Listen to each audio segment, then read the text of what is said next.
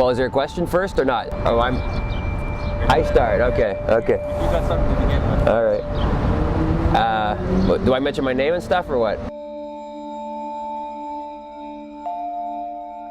Well, I ended up showing up in Cochrane probably around I think it was around 1974 as a kid, and came from Calgary with my parents and moved out to a community that was called Toki-Jipabi, which is right above the Jumping Pound Creek area, just a mile outside of Cochrane, and it was a great childhood we had there. And growing up on top of the Jumping Pound, which, Jumping Pound Creek itself in Indian is called Toki-Jipabi, and that's why they named the community Toki-Jipabi. So I spent my formative years there, probably from 1974 to 1990 approximately.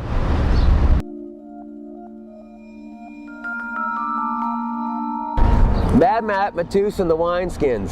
Yes, I have fond memories of Mad Matt, Mateus, and the Wineskins. Yeah, he came out with that band, and we were playing. I think we did a gig at the Cochrane High School, and yeah, that was the band. That was our one gig at the Cochrane High School, and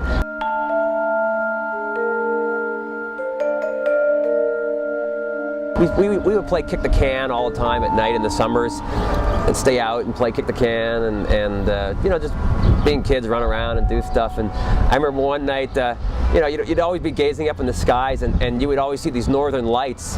And I was always fascinated with the northern lights, and even to this day, I wrote a tune called Iceland Dark, because I remember as a kid when I'd see these northern lights that I always thought it was the moon or the sun glaring off the ice caps and then shooting back up on the other side of the earth into the sky, creating these dancing ghosts, and I have a fond recollection of that.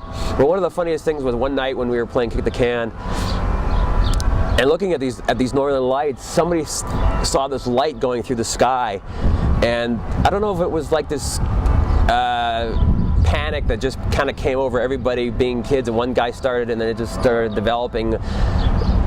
But somebody thought they saw a UFO, and everybody was. I never really saw it, but some other people thought they saw a UFO, and I remember maybe seeing this kind of small light through the sky, which maybe was just an airplane. But one of the kids ran home to his mother and told his mom that he thought he saw a UFO. So next morning I wake up and my mom's like knocking on my door saying, well, the RCMP are coming up because of the UFO reported sighting, and they want to investigate. So one of the moms had called the RCMP, and there was, they sent up a squad car, and this one young, RCMP officer, comes out, and we gathered the kids, and they started asking us about what we saw, and he wanted us to point it out where we saw it, and he wanted us, to show him. So we kind of took him on, and we live on this huge acreage out there and farmland. So I just remember taking this RCMP officer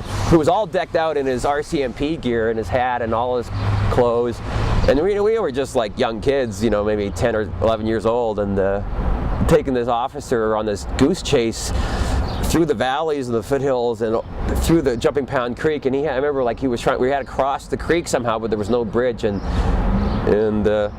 I remember finally he was kind of grunting and disgruntled the whole time, like, how did I get stuck with this assignment today, and we were all excited about it, but he was not happy about being there. And I remember, and finally he had to take his shoes and socks off, and we waded through the Jumping Pound Creek. As kids we just walked through with our shoes on, we didn't care, but he didn't want to get his socks and shoes wet. So finally he took them off. We crossed the creek, and we're looking for the spot where we thought we saw the UFO, and I never really saw anything, but anyhow, of course, nothing ever came of it.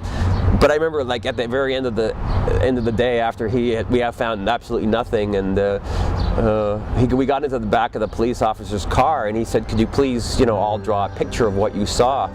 And the funniest thing is, one of the guys that lived there was Bert Bocock, and his father was an architect, so he had this natural talent, Bert, for being an artist and drawing. So he drew this UFO that looked exactly, it was perfect drawing of a UFO. It looked exactly like the ones you see on the Jetsons, the sphere with the Saturn ring around it, with the three legs coming out and the little antennas, and that's what he drew. And another guy sort of drew the cigar-shaped thing, and I just said I kind of saw a light in the sky. I don't remember really seeing anything, and that was the end of that story. But I always laugh when I think about that.